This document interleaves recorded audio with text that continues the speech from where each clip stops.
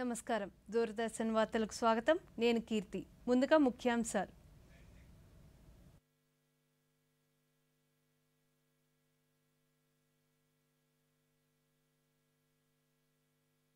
సార్వత్రిక ఎన్నికల్లో భాగంగా 6వ విడత పోలింగ్కు కొనసాగుతున్న ప్రచారం బీహార్లో ప్రధాని సుడిగాలి పర్యటనలు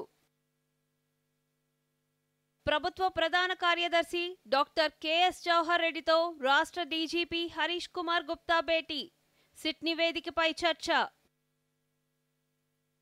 విద్య వైద్య రంగాల్లో విప్లవాత్మక మార్పులు తీసుకొచ్చామన్న మంత్రి బొత్స సత్యనారాయణ ప్రతిపక్షాలు బురద జల్లే ప్రయత్నం చేశాయని ఆరోపణ రాష్ట్ర వ్యాప్తంగా ఓట్ల లెక్కింపుకు కొనసాగుతున్న ఏర్పాట్లు జిల్లాల్లో ఏర్పాట్లను పర్యవేక్షిస్తున్న కలెక్టర్లు బంగాళాఖాతంలో రేపు అల్పపీడనం ఏర్పడే అవకాశం రాష్ట్రానికి వర్ష సూచన సార్వత్రిక ఎన్నికల్లో భాగంగా 6వ విడత పోలింగ్ జరగనున్న రాష్ట్రాల్లో ప్రధానమంత్రి నరేంద్ర మోడీ సుడిగాలి పర్యటనలు చేస్తూ ప్రచార సభల్లో పాల్గొంటున్నారు. ఈ రోజు బీహార్లోని మహారాజ్గంజ్లో ఏర్పాటు చేసిన సభలో ప్రధాని మాట్లాడుతూ వికసిత్ బీహార్తో వికసిత్ భారత్ రూపుదిద్దుకుంటుందని తెలిపారు. పేద ప్రజల సంక్షేమం కోసమే పనిచేస్తున్నానన్నారు.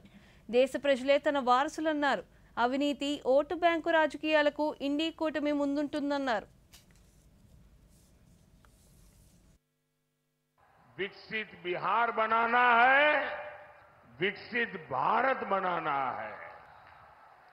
भाइयों बहनों, गरीब से गरीब माँ बाप भी हमेशा चाहता है कि जाने के बाद बच्चों को कोई विरासत में दे करके जाए। हर एक के मन में रहता है कि कोई विरासत छोड़ के जाए।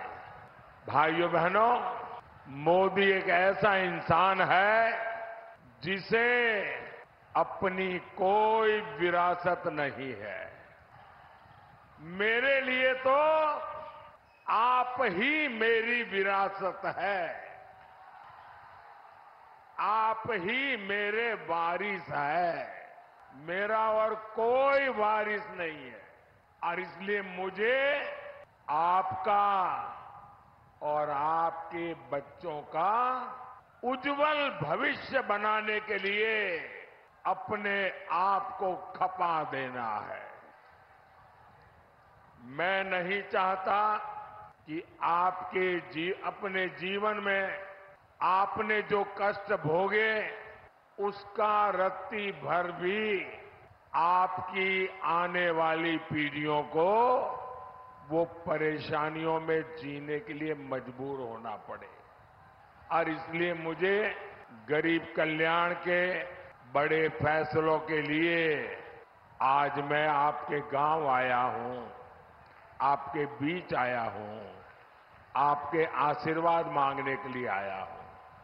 भाइयों बहनों, आपके उज्जवल भविष्य के लिए देश को केंद्र में फिर एक बार मजबूत सरकार चाहिए। जैसे जैसे 4 जून पास आ रहा है, मोदी के लिए इंडी वालों की गालियों और बददुआओं की संख्या जरा बढ़ती ही जा रही है। इनसे बर्दाश्त नहीं हो रहा कि मोदी को देश की जनता अगले 5 साल के लिए फिर से चुनने जा रही है।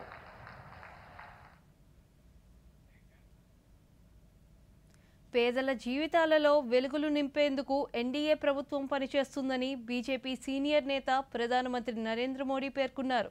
సార్వత్రిక ఎన్నికల ప్రచారంలో భాగంగా బీహార్లోని మోతీహరిలో నిర్వహించనున్న ఎన్నికల సభలో ప్రధాని మాట్లాడుతూ మహాత్మా గాంధీ సత్యాగ్రహ్ స్వచ్ఛ భారత్కు పిలుపునిచ్చిన గొప్ప ప్రదేశం బీహార్ అన్నారు. కాంగ్రెస్ ఆర్జేడీ పాలనలో బీహార్లో ఎటువంటి అభివృద్ధి కార్యక్రమాలు జరగలేదన్నారు. దేశంలో గత 10 ఏళ్లుగా ఎన్డీఏ ప్రభుత్వం పేదల జీవితాలతో మార్పు తెచ్చేందుకు పలు అభివృద్ధి సంక్షేమ పథకాలను కొనసాగిస్తుందన్నారు. गंदी सोच पर ये प्रहार होगा। सनातन को गाली देने वाली विकृत मानसिकता पर ये प्रहार होगा अपराधी माफिया जंगल राज पर। ये प्रहार होगा महिला विरोधी मानसिकता पर। साथियों, यहां चंपारण में पूज्य बापू ने सत्याग्रह और स्वच्छाग्रह का प्रयोग किया था। आजादी के बाद इसी से प्रेरणा लेकर कांग्रेस को देश में सफाई के लिए आंदोलन करना चाहिए था। पूज्य बापू की स्वच्छता की जो अपेक्षा थी, देश में स्वच्छता एक संस्कार बनाकर बापू को सबसे बड़ी श्रद्धांजलि देने का उन लोगों को अवसर मिला था। लेकिन उन्होंने सत्ता में आने के पहले दिन ही बापू को पूरी तरह छोड़ दिया, बापू के विचारों को छोड़ दिया, बापू के आचारों को छोड़ दिया, बापू के आदर्शों को छोड़ दिया। రాష్ట్రంలో ఎన్నికల రోజు అనంతరం జరిగిన హింసపై సిట్ నివేదికను కేంద్ర ఎన్నికల సంఘానికి పంపిన నేపథ్యంలో ప్రభుత్వ ప్రధాన కార్యదర్శి డాక్టర్ కెఎస్ జవహర్ రెడ్డితో రాష్ట్ర డీజీపీ హరీష్ కుమార్ గుప్తా ఈరోజు సమావేశమయ్యారు. సచివాలయంలో ఇద్దరు ఉన్నతాధికారులు చర్చలు జరిపారు. సిట్ ప్రాథమిక నివేదికపై ఈసీ నుంచి తదుపరి ఆదేశాలు వస్తే తీసుకురావాల్సిన చర్యలపై చర్చించారు. ఎన్నికల సంఘం ఆదేశాల మేరకు ఏర్పాటైన సిట్ బృందాలు పల్నాడు, తిరుపతి, అనంతపురం జిల్లాల్లో 2 రోజులుగా విస్తృతంగా పర్యటించిన 6 నియోజకవర్గాల పరిధిలో తీవ్ర హింసాత్మక ఘటనలకు సంబంధించి నమోదైన 33 కేసులను పరిశీలించాయి. వీటికి సంబంధించిన 150 పేజీల సమగ్ర నివేదికను డీజీపీ హరీష్ కుమార్ గుప్తాకు అందజేశారు. ఆయన ఈ నివేదికను ఎన్నికల సంఘానికి అందించారు.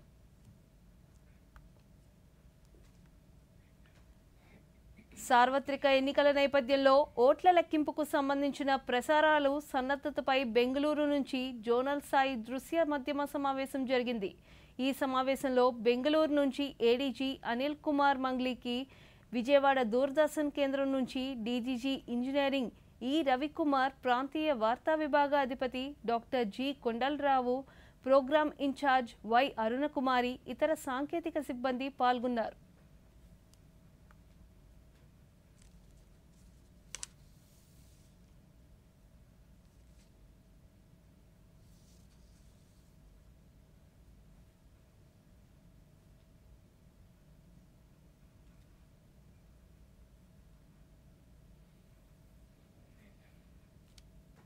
శ్రీ పొట్టి శ్రీరాములు నెల్లూరు జిల్లాలోని సింహపురి విశ్వవిద్యాలయ స్నాతకోత్సవం జరగనుంది. ఈ కార్యక్రమంలో గవర్నర్ ఎస్ అబ్దుల్ నజీర్ పాల్గొంటున్నారు. ఈ సందర్భంగా గుంటూరు రైల్వే స్టేషన్కు చేరుకున్న గవర్నర్కు జిల్లా కలెక్టర్ ఎం వేణుగోపాల్ రెడ్డి పుష్పగుచ్చం అందించి స్వాగతం పలికారు. అనంతరం గవర్నర్ సికింద్రాబాద్ నుంచి తిరువనంతపురం వెళ్లే శబరి ఎక్స్ప్రెస్లో బయలుదేరి నెల్లూరు వెళ్లారు. ఈ కార్యక్రమంలో రైల్వే అధికారులు పాల్గొన్నారు.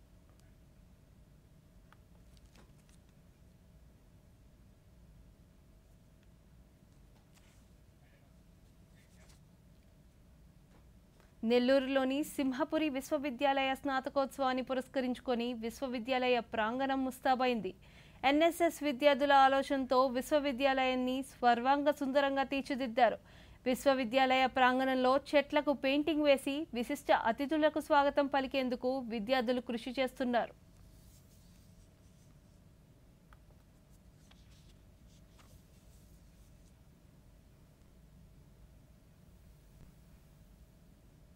విక్రమసింహపురి యూనివర్సిటీలో నడుస్తున్న జాతీయ సేవ పథకానికి ఒక ప్రత్యేకత ఉంది. ఎందుకంటే ఇక్కడ నుంచి సుమారు ఒక 5 రాష్ట్రపతి అవార్డులు రావడం జరిగింది. అలాగనే గత 2017-18 గాను దేశంలో ద్వితీయ స్థానంలో నిలవటం జరిగింది. సో అటువంటి ప్రత్యేకత కలిగింది. అలానే వాలంటీర్ లెవెల్లో కానీ రాష్ట్ర స్థాయిలో అనేక అవార్డులు, అలాగే జిల్లా స్థాయిలో అనేక అవార్డులు కైవరించడం జరిగింది. అవార్డులు అనేది ఒక ప్రామాణికం అని నేను అనటం లేదు, కానీ మా పిల్లలు దేశ స్థాయిలో జరుగు ఆర్డీ క్యాంపులో మొన్న 2 పార్టిసిపేట్ చేయడం జరిగింది. అలాగనే ప్రీ ఆర్డీ కానీ, నేషనల్ ఇంటిగ్రేషన్ క్యాంప్ కానీ, అడ్వెంచర్ క్యాంప్ కానీ, ఇలా పలు రకాలైన జాతీయ స్థాయిలో జరుగు వివిధ కార్యక్రమాల్లో వాళ్ళ యొక్క టాలెంట్ను, వాళ్ళ యొక్క ప్రావీణ్యతను ప్రదర్శించడం జరిగింది. అది విశ్వవిద్యాలయానికి ఒక మంచి రకమైన పేరు. ముఖ్యంగా మా ఎన్ఎస్ఎస్ టీం ద్వారా మేము మొక్కలు నాటడం అనేది, చెట్లకు రంగులు వేయడం కానీ ప్రతి విషయంలోనూ ఈ యొక్క మైదానాన్ని ఒక పరిశుభ్రమైన వాతావరణంగా తీర్చిదిద్దడానికి ఉదయ్ శంకర్ సార్ ద్వారా మా టీం ద్వారా మేము చేయడం అనేటువంటిది వాళ్ళు ఇచ్చిన ఒక అవకాశంగా మేము భావిస్తున్నాం. గవర్నర్ గారు రానున్న ఈ సిచ్యువేషన్స్లో మైదానం అంటే ఈ గ్రౌండ్ అనేది ఎట్లయితే ఉందో మేము మంచిగా ఉండాలి, మా యూనివర్సిటీ అనేది 4 యూనివర్సిటీల కంటే ముందుగా బాగుండాలి, ఎట్లయితే మన ఇల్లు బాగుండాలని అన్నిటికంటే మనం అనుకుంటామో, సో మా యూనివర్సిటీ కూడా బాగుండాలని ఒక ఫస్ట్ మాకు మెయిన్ మోటోతో మేము ఇక్కడ త్రూ ఎన్ఎస్ఎస్ ద్వారా కేవలం ఎన్ఎస్ఎస్ వాలంటీర్స్ పక్షంగానే మేము ఇదంతా చేయడం జరుగుతూ ఉంది. ఫస్ట్ చెత్త అంతా మేమంతా క్లీన్ చేసుకున్నాము, రోడ్స్ క్లీన్ చేసుకున్నాము, చెట్లకు పడిన చెదలంతా తీసేసాము, పెయింట్స్ తెచ్చుకోవడము, కిచెన్ గార్డెన్లో పెయింట్ వేసుకోవడము. సో ఈ రకంగా మేము ఇష్టపూర్వకంగా బాగుండాలి, మా యూనివర్సిటీ బాగుండాలి, వచ్చే సార్ వాళ్ళందరూ ఇక్కడంతా బాగుంది అని మమ్మల్ని మేము ప్రొజెక్ట్ చేసుకోవడం కోసం మేము ఇష్టపూర్వకంగా ఈ పనులన్నీ చేయడం జరుగుతూ ఉంది సార్. సార్వత్రిక ఎన్నికల నేపథ్యంలో ఓట్ల లెక్కింపు ప్రసారాల సన్నద్ధతపై ఢిల్లీ నుంచి సంబంధిత సాంకేతిక నిపుణుల బృందం దృశ్య మాధ్యమ సమావేశం నిర్వహించింది. విజయవాడ దూరదర్శన్ కేంద్ర ప్రాంతీయ వార్తా విభాగ అధిపతి డాక్టర్ జి కొండలరావు నేతృత్వంలో సిబ్బంది పాల్గొన్నారు. అనంతరం సిబ్బందికి ఆయా జోన్ 4వ తేదీన ఓట్ల లెక్కింపుకు సంబంధించిన వార్తా ప్రసారాల గురించి వివరించారు.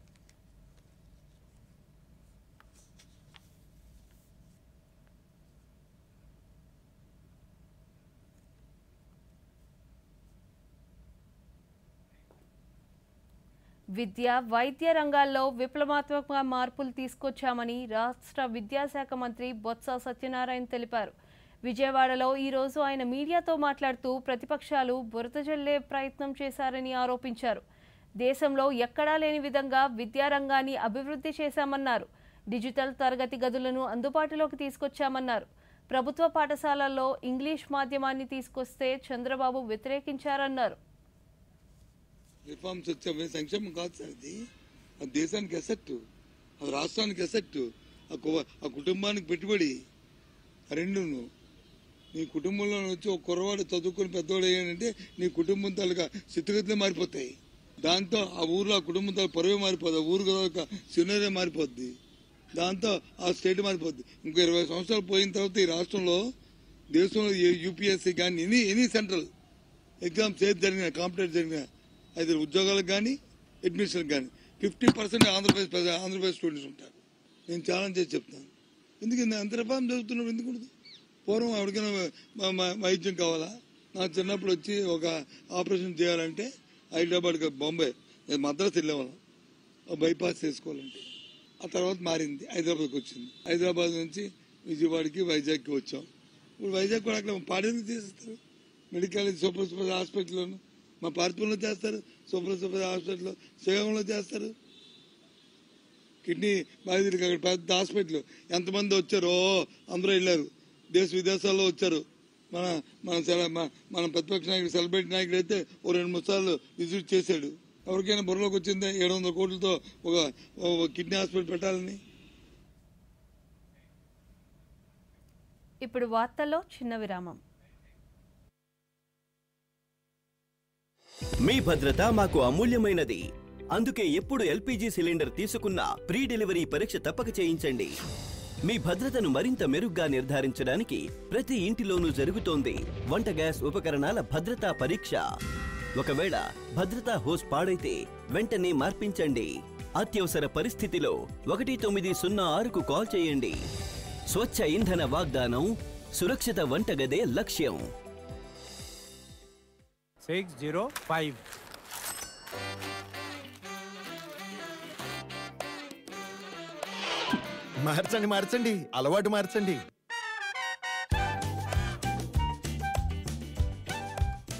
మార్చండి అలవాటు మార్చండి. ఇప్పుడు దగ్గరలో ఉన్న బ్యాంకుకి వెళ్లి పాత నోట్లు మార్చండి. బ్యాంక్ వీల్లేదంటే ఆర్బీఐ ఒంబడ్స్మన్ కి ఫిర్యాదు చేయండి. ఆర్బీఐ అంటుంది, విషయాలు తెలుసుకోండి, జాగరూకంగా ఉండండి. వార్తలకు తిరిగి స్వాగతం. కాకినాడ జిల్లాలో ఓట్ల లెక్కింపు సజావుగా నిర్వహించేందుకు అన్ని ఏర్పాట్లు చేసినట్లు జిల్లా కలెక్టర్ జె నివాస్ తెలిపారు. కాకినాడలోని జేఎన్టీయూలో ఈవీఎంలు భద్రపరిచిన ప్రాంతాన్ని ఎస్పీ సతీష్ కుమార్తో కలిసి ఆయన పరిశీలించారు. ఈ సందర్భంగా కలెక్టర్ మీడియాతో మాట్లాడుతూ ఓట్ల లెక్కింపుకు సంబంధించిన అన్ని ఏర్పాట్లు పూర్తి చేశామన్నారు. జిల్లా వ్యాప్తంగా ఎటువంటి అవాంఛనీయ ఘటనలను చోటు చేసుకోకుండా పటిష్ట బందోబస్తు ఏర్పాటు చేస్తున్నట్లు వివరించారు. ఇది మన జేఎన్టీయూ కాకినాడలో ఇక్కడ పెట్టినటువంటి strong room, both for assembly and parliament సంబంధించినటువంటి స్ట్రాంగ్ రూమ్ భద్రత కోసం మనం విస్తృతమైనటువంటి ఏర్పాట్లు చేయడం జరిగింది. ప్రతి స్ట్రాంగ్ రూము ఒక అరేంజ్మెంట్ అన్నీ కూడా సీసీటీవీ కెమెరా ద్వారా మనం కంటిన్యూస్గా మానిటర్ చేస్తున్నాము. సీలింగ్ చేసే క్రమంలో కూడా ఏజెంట్లు మరియు క్యాండిడేట్స్ వాళ్ళ సమక్షంలో ఇక్కడ సీలింగ్ చేయడం జరిగింది. దాని తర్వాత క్యాండిడేట్లు, ఏజెంట్లు ఏవైతే సీసీటీవీలో మనం ఇప్పుడు ఫీడ్ తీసుకుంటున్నామో దాన్ని వాళ్ళు వచ్చి చూడడానికి వాళ్ళకి అక్కడ ఏర్పాటు కూడా వాళ్ళకి చేయడం అనేది జరిగింది.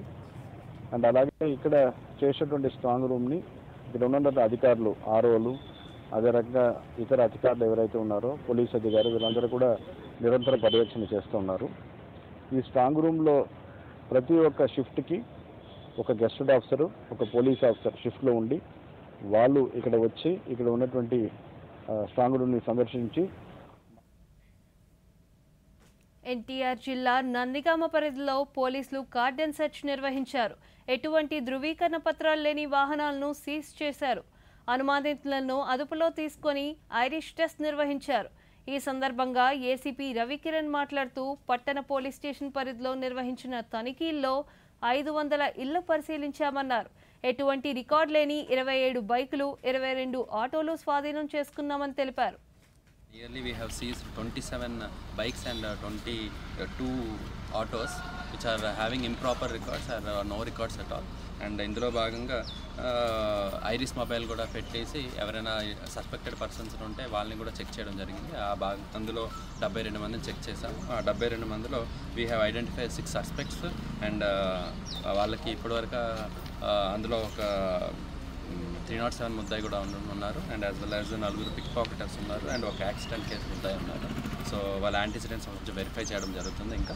And at the same time రాబోయే ఎన్నికల ప్రక్రియలో మన కౌంటింగ్ జరగబోతుంది. ఆ కౌంటింగ్ సందర్భంగా కూడా ఆఫ్టర్ కౌంటింగ్ కూడా ఎటువంటి ఇన్సిడెంట్స్ లేకుండా ఉండడానికి ప్రక్రియలో మనం ఈ కార్డనెన్స్ సెర్చ్ ఆపరేషన్ చేయడం జరిగింది. And at the same time public అందరికీ చిన్న విజ్ఞప్తి, 144 సెక్షన్ అమల్లో ఉన్నది మొత్తం నందిగామ సబ్ డివిజన్ అంతట్లో. సో అందుకోసమే దయచేసి పబ్లిక్ ఎవరు గ్యాదరింగ్స్, ఇల్లీగల్ గ్యాదరింగ్స్ ఏం పెట్టుకోవద్దు. ఏమైనా గ్యాదరింగ్స్ ఉన్నా కూడా వితౌట్ ప్రయర్ పర్మిషన్ ఉండకూడదు. ఎనీ పర్మిషన్స్ తీసుకొని పెట్టాలి. డాక్టర్ బిఆర్ అంబేద్కర్ కోనసీమ జిల్లాలో ఎన్నికల కౌంటింగ్ ప్రక్రియలో ఎలాంటి అవాంఛనీయ ఘటనలు తలెత్తకుండా అన్ని చర్యలు తీసుకుంటున్నట్లు జిల్లా ఎస్పీఎస్ శ్రీధర్ తెలిపారు. కాట్రేనికోన మండలంలో ఇంజనీరింగ్ కళాశాలలో ఏర్పాటు చేసిన కౌంటింగ్ కేంద్రాన్ని ఎస్పీ పరిశీలించారు. ఈ సందర్భంగా ఆయన మాట్లాడుతూ స్ట్రాంగ్ రూమ్ల వద్ద 3 అంచెల భద్రత ఏర్పాటు చేశామన్నారు. సమస్యాత్మక ప్రాంతాలుగా గుర్తించిన చోట భద్రతను మరింత కట్టుదిట్టం చేసినట్లు వివరించారు. ఎన్నికల్ని ప్రశాంత వాతావరణంలో జరిగాయి. అందుకు మొత్తం ప్రజలందరికీ కూడా పోలీస్ శాఖ తరఫున, జిల్లా రెవెన్యూ శాఖ తరఫున కూడా ప్రత్యేక కృతజ్ఞతలు తెలియజేస్తున్నాను. అదేవిధంగా రాబోయే జూన్ 4వ తారీఖు నాడు సంబంధించినటువంటి కౌంటింగ్ ఏర్పాట్లను పరిశీలించడం జరుగుతుంది. ముఖ్యంగా మన స్ట్రాంగ్ రూమ్కి సంబంధించినంత వరకు 3 అంచెల సెక్యూరిటీని ఏర్పాటు చేయడం జరిగింది. మొదటి అంచెలో సెంట్రల్ పారామిలిటరీ ఫోర్స్ ఉంటాయి, 2వ అంచెలో స్టేట్ ఆర్మ్డ్ పోలీస్ ఉంటుంది, 3వ అంచెలో సివిల్ పోలీస్ ఉంటుంది. ఆ 3 అంచెల సెక్యూరిటీ అరేంజ్మెంట్స్ చేయడం జరిగింది. అన్నెసరీగా ఎవరు కూడా ఇక్కడ ఈ స్ట్రాంగ్ రూమ్ చుట్టుపక్కల 144 సెక్షన్ అమల్లో ఉంటుంది కాబట్టి ఎవరు గుమిగూడడం కానీ ఇంకెవరో రావడం కానీ ఉండకుండా ఉండాలి. అదేవిధంగా కౌంటింగ్ డే నాటికి కూడా కేవలం ఏజెంట్లు తప్ప ఇంకెవరిని కూడా అలౌ చేయడం ఉండదు కాబట్టి, అదేవిధంగా అదే టైంలో 144 సెక్షన్ ఇదవుతుంది కాబట్టి ఎట్టి పరిస్థితుల్లో కూడా ఇంకెవరు పబ్లిక్ గ్యాదర్ అవ్వడం కానీ అలాంటిది ఏది కూడా అలౌ చేయడం జరగదు.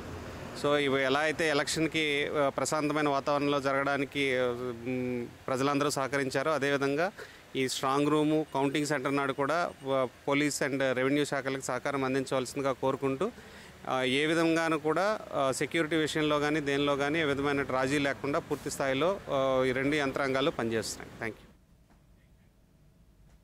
నంద్యాల జిల్లాలో ఓట్ల లెక్కింపు రోజున శాంతి భద్రతలకు ఎటువంటి విఘాతం కలగకుండా అన్ని చర్యలు చేపట్టినట్లు జిల్లా ఎస్పీ కె రఘువీర్ రెడ్డి తెలిపారు. నంద్యాలలో ఇంజనీరింగ్ కళాశాలలో ఈవీఎంలు భద్రపరిచిన స్ట్రాంగ్ రూమ్లను ఆయన తనిఖీ చేశారు. ఈ సందర్భంగా ఎస్పీ మాట్లాడుతూ ఈవీఎంలకు 3 అంచెల భద్రతను కొనసాగిస్తున్నామన్నారు. కౌంటింగ్ రోజున రాజకీయ పార్టీల అభ్యర్థులు మినహా మిగిలిన వారందరూ వారి వారి సొంత గ్రామాల్లోనే ఉండాలని కోరారు. ఫార్మసీ కాలేజ్ క్యాంపస్లో 3 బిల్డింగ్స్లో ఒకే క్యాంపస్లో అరేంజ్ చేయడం జరిగింది.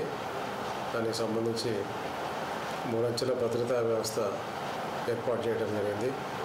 మొదటి దాంట్లో సిఏపిఎఫ్ కేంద్ర పారామిలిటరీ బలగాలు ఉంటాయి.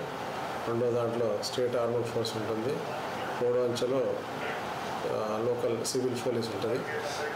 ప్రతి సెక్షన్ కూడా ఒక డిఎస్పీ ఉంటారు. 44 సెక్షన్ అమల్లో ఉంది. ఎవరు కూడా ఆ దరిదాపులకు రావడం కానీ తిరగడం కానీ చేయడానికి వీల్లేదు గుంపులుగా. ఇది ఒక ఎత్తు. కౌంటింగ్ సంబంధించి ఆ రోజు కట్టుదిట్టమైన ఏర్పాట్లు, బందోబస్తు ప్రణాళిక 44 సెక్షన్ అమల్లో ఉంటుంది. 30 పోలీస్ యాక్ట్ కూడా అమల్లో ఉంటుంది. కాబట్టి రాష్ట్రంలో ఈ నెల 24 నుంచి జూన్ 3 వరకు నిర్వహించనున్న 10వ తరగతి అడ్వాన్స్డ్ సప్లిమెంటరీ పరీక్షలకు 161,777 మంది హాజరు కానున్నట్లు ప్రభుత్వ పరీక్షల విభాగం సంచాలకులు దేవానందరెడ్డి తెలిపారు. ఉదయం 9:30 నుంచి మధ్యాహ్నం 12:45 వరకు పరీక్షలు జరగనున్నాయి. విద్యార్థులను ఉదయం 8:45కే పరీక్షా కేంద్రాల్లోకి అనుమతిస్తారని వెల్లడించారు. హాల్ టికెట్లను విద్యార్థులు నేరుగా డౌన్లోడ్ చేసుకునేందుకు వీలుగా వెబ్సైట్లో అందుబాటులో ఉంచామని తెలిపారు.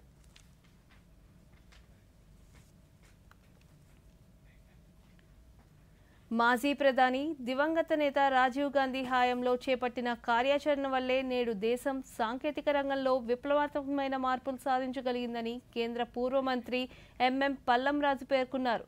రాజీవ్ గాంధీ వర్ధంతి సందర్భంగా విజయవాడ ఆంధ్ర రత్న భవన్లో ఆయన చిత్రపటానికి పూలమాలలు వేసి నివాళులర్పించారు. ఈ సందర్భంగా పల్లంరాజు మీడియాతో మాట్లాడుతూ జాతీయ స్థాయిలో కాంగ్రెస్ ఇండీ కూటమిలకు ఎక్కువ సీట్లు వస్తాయని తెలిపారు. నేను మొట్టమొదటిసారి 1989లో ఎంపీగా ఎన్నికైనప్పుడు ఆయన లీడర్ ఆఫ్ ఒపోజిషన్గా ఉన్నారు. తుఫాను ఆంధ్రప్రదేశ్లో వచ్చినప్పుడు ఆయన రావడం, మా ప్రాంతానికి రావడం అంతా కూడా చాలా మధుర స్మృతులు ఆయనతో ఉన్నాయి. ఒక ప్రధానిగా మరి దేశానికి 21వ శతాబ్దంలోకి తీసుకువెళ్ళిన మనిషి రాజీవ్ గాంధీ గారు. టెక్నాలజీ రంగంలో ముఖ్యంగా సాఫ్ట్వేరు, టెలికమ్యూనికేషన్స్, ఇన్ఫర్మేషన్ టెక్నాలజీ రంగంలో ముందడుగు వేసి దేశాన్ని ఆ దిశలో నడిపిన మనిషి రాజీవ్ గాంధీ గారు. అంతేకాకుండా మరికి ప్రజలకి ఉపయోగపడే విధంగా 5 టెక్నాలజీ మిషన్స్ని పెట్టి దాని ద్వారా మరి basic issues, waste and developments, తర్వాత గ్రౌండ్ వాటర్ రీఛార్జ్, తర్వాత ఆయిల్ సీడ్స్ మిషన్ను ఇలాంటి. చిత్తూరులో వెలసిన నడివీధి గంగమ్మ జాతర వేడుకగా ప్రారంభమైంది. వేలాదిగా భక్తులు తరలిరాగా అమ్మవారిని దర్శించుకున్నారు. చిత్తూరుతో పాటు తిరుపతి, సరిహద్దు కర్ణాటక, తమిళనాడు ప్రాంతాల నుంచి వేలాదిగా భక్తులు తరలివచ్చి పొంగళ్ళు, అంబలి సమర్పించి మొక్కులు తీర్చుకున్నారు. కాగా నడివీధి గంగమ్మ జాతర సందర్భంగా గంగమ్మకు వంశపారంపర్యం ధర్మకర్త మాజీ ఎమ్మెల్యే సీకే బాబు దంపతులు తొలిహారతి ఇచ్చి ప్రత్యేక పూజలు నిర్వహించారు. ఎలాంటి అవాంఛనీయ సంఘటనలు జరగకుండా పోలీసులు బందోబస్తు ఏర్పాటు చేశారు. తెల్లారి 3 గంటలకే సరస్సు ఊరేగింపు ఉండింది. అప్పటి నుంచే జనాలు తగ్గకుండా వస్తూనే ఉన్నారు. చాలా సంతోషం. ఇదే మేము ఆశించేది. వల్ల ఈరోజు సాయంకాలము రేపు తెల్లారి రేపు సాయంకాలం వరకు కూడా అమ్మవారిని అందరూ కూడా వచ్చి దర్శించుకొని ఆశీస్సు పొందాల్సిందిగా మనస్ఫూర్తిగా కోరుకుంటున్నాం. అదేవిధంగా భద్రతల ఏర్పాట్లు కూడా చాలా భారీ ఎత్తున మాకు పోలీసు వాళ్ళని ప్రొవైడ్ చేయడం జరిగింది. కలెక్టర్ గారికి, ఎస్పీ గారికి ధన్యవాదాలు. ఎటువంటి ఇబ్బంది లేకుండా అన్నీ స్మూత్గా జరుగుతూ ఉంది. రానున్న ఖరీఫ్ సీజన్లో రైతులు మేలైన విత్తనాలు, ఎరువులను ఎంపిక చేసుకోవాలని ఆచార్య ఎన్సీ రంగారావు వ్యవసాయ విశ్వవిద్యాలయం నైరా ప్రిన్సిపల్ డాక్టర్ గేదెల జోగినాయుడు కోరారు. శ్రీకాకుళం జిల్లా నైరాలో ఆయన దూరదర్శన్తో మాట్లాడుతూ ఈ ఏడాది రికార్డ్ స్థాయిలో వరి దిగుబడులు సాధనకు సమిష్టి కృషి చేశామని తెలిపారు. ఖరీఫ్ సీజన్లో వ్యవసాయ అనుబంధ శాఖల అధికారులతో సమీక్ష నిర్వహించి అత్యుత్తమ ఫలితాల సాధనకు పనిచేస్తామని తెలిపారు. ఖరీఫ్ సాగుకి ఉత్తమవ్వాలని కోరుతున్నాం. దానిలో భాగంగానే ముఖ్యంగా రైతాంగము మేలైన వంగడాలని ఎంచుకోవాలి. అదే క్రమంలో మన జిల్లా వ్యవసాయ శాఖ వారు కానీ గత వ్యవసాయ కళాశాల నైరోలో కానీ మనకి ఇప్పుడు మేలైన వంగడాలు రైతాంగానికి అందుబాటులో ఉన్నాయి. ముఖ్యంగా ఖరీఫ్లో సాగు చేయవలసినవి MTU 1224 అంటే మాటేరు సాంబా అంటాం. అలాగే MTU 1061, MTU 1064, MTU 1221, అలాగే మిగతా పంచరొట్టె ఎరువుల విత్తనాలు కూడా. దివంగత కాంగ్రెస్ నేత పూర్వ ప్రధానమంత్రి రాజీవ్ గాంధీ వర్ధంతి సందర్భంగా ప్రధాని నరేంద్ర మోదీ ఆయనకు నివాళులర్పించారు. ఈ మేరకు సామాజిక మాధ్యమం ఎక్స్ వేదికగా నివాళులర్పిస్తూ ప్రధాని పోస్ట్ చేశారు.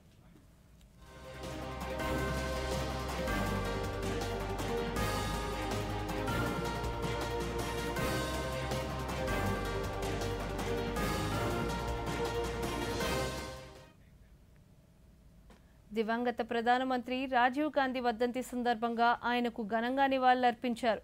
ఢిల్లీలోని వీర్ భూమిలో కాంగ్రెస్ పార్టీ జాతీయ అధ్యక్షులు మల్లికార్జున ఖార్గే, సోనియా గాంధీ, రాహుల్ గాంధీ, ఇతర నాయకులు పుష్పాంజలి ఘటించి నివాళులర్పించారు. 1991 మే 21న తమిళనాడులోని శ్రీ పెరంబదూర్లో జరిగిన బహిరంగ సభలో రాజీవ్ గాంధీ ప్రసంగిస్తుండగా LTTE తీవ్రవాదులు జరిపిన ఆత్మాహుతి దాడిలో రాజీవ్ గాంధీ మృతి చెందిన విషయం తెలిసిందే.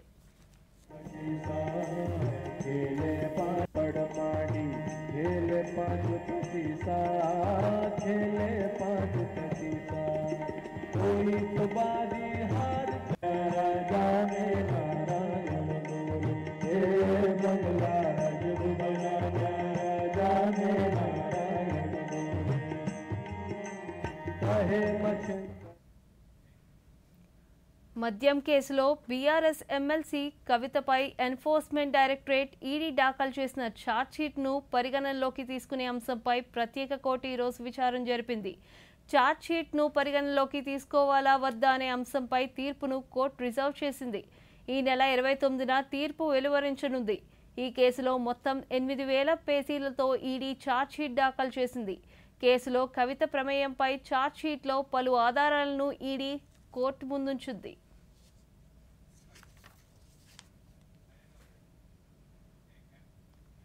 దేశీయ స్టాక్ మార్కెట్ సూచీలు ఈరోజు ఫ్లాట్గా ముగిశాయి. ఈ ఉదయం 73,842 పాయింట్ల వద్ద నష్టాల్లో ప్రారంభమైన సెన్సెక్స్ మధ్యాహ్నం కాసేపు లాభాల్లోకి వెళ్ళింది. చివరికి 52 పాయింట్ల నష్టంతో 73,953 వద్ద ముగిసింది. నిఫ్టీ 27 పాయింట్లు లాభపడి 22,529 వద్ద స్థిరపడింది. డాలర్తో రూపాయి మారకం విలువ 83 రూపాయల 31 పైసలుగా నమోదైంది.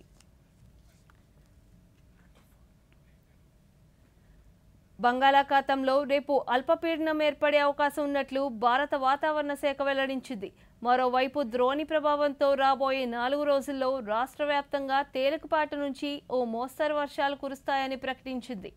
ఈరోజు పార్వతీపురం, మాన్యం, అల్లూరి సీతారామరాజు, ఏలూరు జిల్లాల్లో అక్కడక్కడ ఓ మోస్తారు వర్షాలు, రాయలసీమ జిల్లాల్లో తేలికపాటి వర్షాలు కురిసే అవకాశం ఉందని తెలిపారు.